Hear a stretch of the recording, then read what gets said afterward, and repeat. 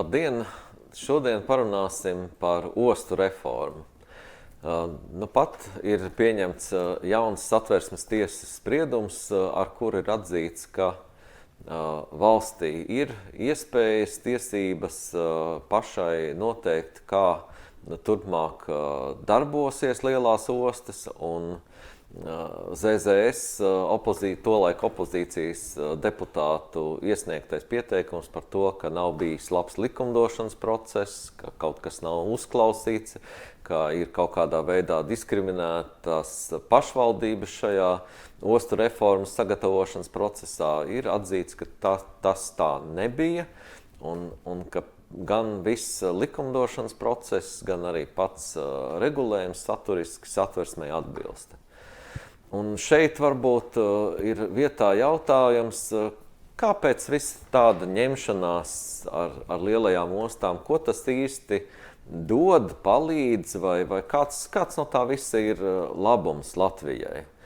Ja mēs paskatāmies atpakaļ pagātnē, tad ostu darbības regulējums tika noteikts jau 90. gadu sākumā, kad tie, kas toreiz tur bija pie teikšanas, Ventspilī, Rīgā un Liepājā, nolēma, ka vislabāk un Latvijai vispiemērotākais tā sauktais Rotterdams modelis, kur gan valsts, gan pašvaldība ieceļ savus pilnvarotos pārstāvjus, un ostas darbojās pēc tā sauktā landlord tipa modeļa, apsaimniekojot savu ostas teritoriju, savukārt paši tie, kas piegādā kravas, stividori, tās ir privātas kompānijas, tās gūst peļņu un maksā kaut kādas nodevas ostu administrācijai.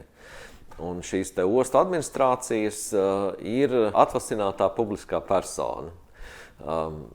90. gados tas bija diezgan izplatīti, arī Eiropā, bet laiks gāja, un visur citur kaimiņos saprata, ka ostu saimniekošana visracionālākā ir tad, ja ostas darbojās kā uzņēmumi, darbojās profesionāli, savā starpā konkurē, piesaista kravas, plešās plašumā, ne tikai tajā teritorijā, kur viņi atrodas, bet arī mēģina piesaistīt kravas iekšzemē, veido tās augtās sausās ostas, veido dažādas mārketinga aktivitātes, iegulda savus līdzekļus jaunos biznesos, kas veicina ostu attīstību.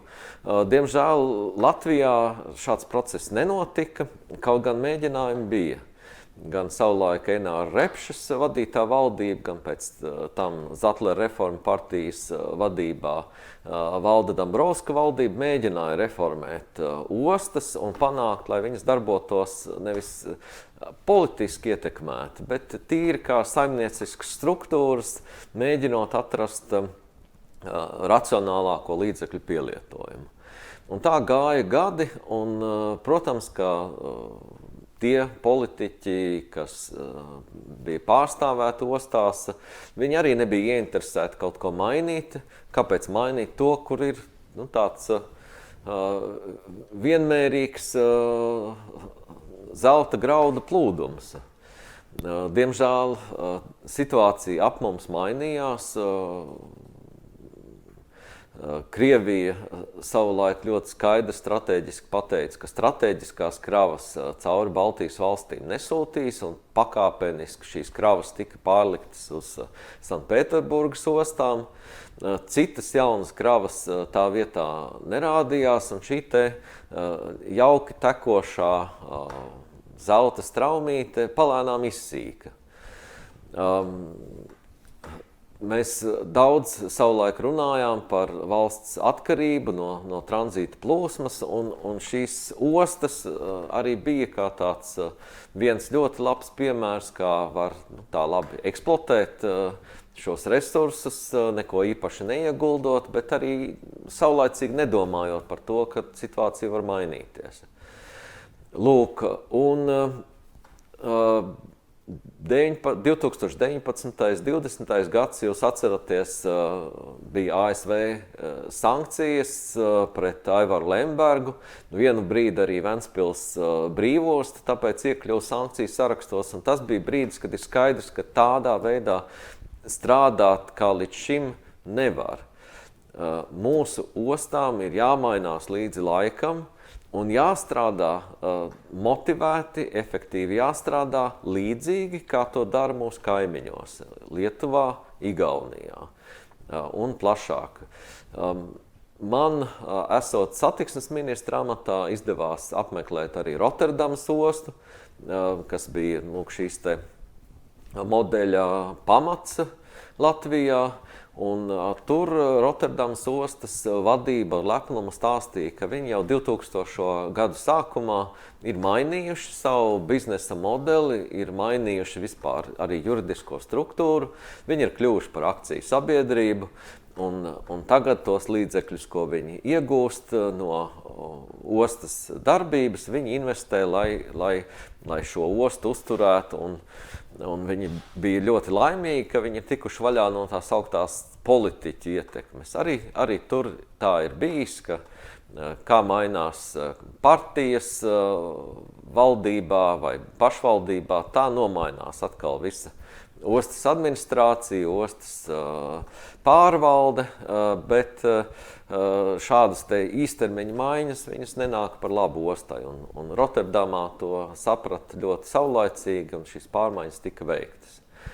Lūk, un arī jaunā konservatīvā partija, kad nāca pie varas Kariņa valdībā, tas bija viens no mūsu uzdevumiem – sakārtot ostu saimniecību atbilstoši labas pārvaldības praksei.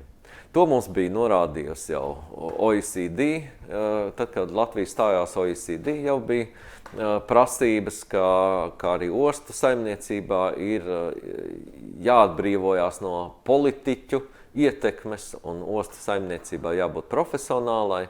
Bija veikts arī Pasaules bankas pētījums tieši par Latvijas ostām un kā viņām attīstīties. Arī tur bija norādes par šo te politiķu bīdīšanu ārā no ostām. Un arī mēs satiksmes ministrijā vēl īpaši pasūtījām vienu ļoti konkrētu pētījumu juristiem un finansistiem, kā pareizi pārveidot šīs te atvasinātās publiskās personas par normālām, mūsdienīgām kapitāla sabiedrībām. Skaidrs, ka tie spēki, kas ostās līdz šim saimniekoja, viņiem tas nav izdevīgi. Kāpēc satraukties par to, ka kāds varētu paprasīt, ko tu te dari? Kāds ir tavs ilgtermiņa redzējums? Kāds ir tavs plāns attīstībai? Vai tev ir vajadzīgas visas šīs teritorijas? Mums ir daudz, piemēram, Rīgas ostā zemes, kas netiek nekādā veidā izmantotas, bet tā ir Rīgas ostas teritorija. Tur var veidot industriālo parku, var veidot saules paneļu parku. Ir daudz citas aktivitātes, ko tādā vērtīgā vietā kā Rīgas pilsētā ir iespējams darīt un no kā Rīgas brīvosta varētu iegūt labumu. Bet tā kā tāda prasība līdz šim nebija, tad, protams, ka arī ostu administrācijas, brīvostu pārvaldes ļoti tā viegli un atbrīvoti darbojās savā elementā, tā varētu teikt. Man ir liels gandarījums, ka mūsu valdības laikā izdevās pieņemt nepieciešamos grozījumus ostu likumā, citos saistītajos likumos, veicot diezgan lielu skrupulozu izskaidrošanas darbu arī ar visiem iesaistītajiem, ar stividoriem, ar ārotbiedrībām, ar pašvaldībām, pašvaldību pārstāvjiem, ar Saimā ietilpstošajām politiskajām partijām. Mums bija 5 partiju koalīcija, un arī šādā 5 partiju koalīcijā mums izdevās vienoties par veidu, kā ostas ir jāpārveido, par mūsdienīgiem uzņēmumiem, un izdevās visus likumus pieņemt. Opozīcijā mums tolaik bija ZZS, kas ļoti atklāti pārstāvēja Ventspils intereses un jebkurā brīdī izmantoja jebkurus argumentus, lai mēģinātu kaut kā diskreditēt šo procesu, stāstīt par to, ka tas viss ir bezjēdzīgi, ka tā kā mēs dzīvojam līdz šim, tā viss ir labi. Un ne tikai tie bija tādi politiski argumenti, bet tika izmantotas visas iespējas. Tad, kad likums, piemēram, tika pieņemts, ZZS deputāti savāca nepieciešamos parakstus, lai apturētu likuma izsludināšanu uz vairākiem mēnešiem. Par valsts līdzekļiem valsts iztērēja 800 000 eiro, lai vāktu pārakstus pret šiem likuma grozījumiem. Savāca kādus dažus tūkstošus parakstu, pat Ventspils iedzīvotāji neaizgāja parakstīties. Bet tas nebija galvenais. Galvenais bija šo procesu pēc iespējas bremzēt tā cerībā, ka būs vēlēšanas, nāks cita valdība un šie visi plāni aizmirsīsies. Varētu teikt, ka kaut kādā ziņā šis ZZS plāns arī ir nostrādājis. Šobrīd Evikas Siliņas valdībā ZZS ir atpakaļ pie galda. Mēs varam teikt, pārnestā nozīmē Aivars Lembergs ir atpakaļ pie galda šajā koalīcijā un būtu tikai dīvaini, ja šī valdība ar lielāko prieku īstenot ostu reformu. Mēs daudz runājam par to, ka Latvija atpaliek no mūsu kaimiņiem, no Lietuvas un Igaunijas. Bet tiklīdz mēs nonākam pie konkrētiem darbiem, kas šo atpalicību mazinātu, tā redzam, ka tomēr atrodas argumenti, lai atkal kaut kādas lietas nedarītu.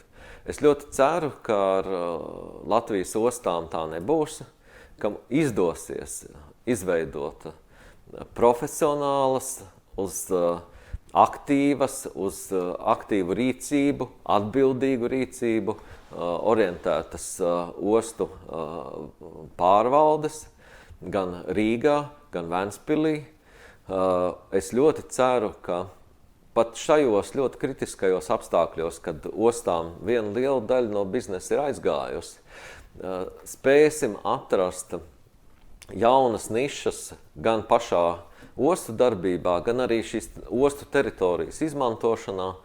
Un es ļoti ceru, ka nevajadzēs ne ārkārtas vēlēšanas, nedz arī gaidīt nākamās vēlēšanas, lai mūsu Latvijas valsts tomēr sāktu iet palēnām soļiem līdzi mūsu kaimiņiem, lietuviešiem un igauņiem.